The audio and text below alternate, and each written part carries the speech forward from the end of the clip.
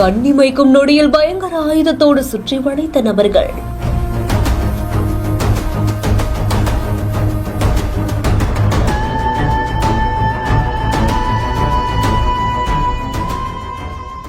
தூத்துக்குடி மாவட்டம் முத்தியாபுரத்துல சின்னத்திரை நடிகையான தீபா அவங்களுடைய தந்தையான கணேசன் மீது பயங்கர ஆயுதத்தால மர்ம நபர்கள் நடத்திய தாக்குதல் சம்பவம் பெரும் பரபரப்பை ஏற்படுத்தியிருக்கு. டீ கடையில நின்றுட்டு இருந்திருக்காரு.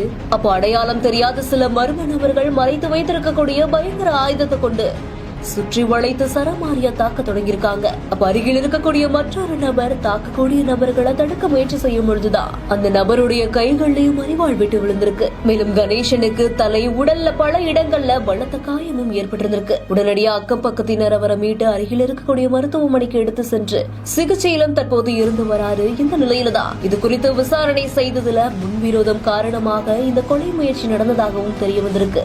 மேலும் குற்றவாளிகளை போலீசார் தீவிரமா தேடி வந்த நிலையில்தான் முத்துராஜ், கார்த்தி, இசக்கின்னு 3 குற்றவாளிகள் அதிரடியா கைது செய்திருக்காங்க.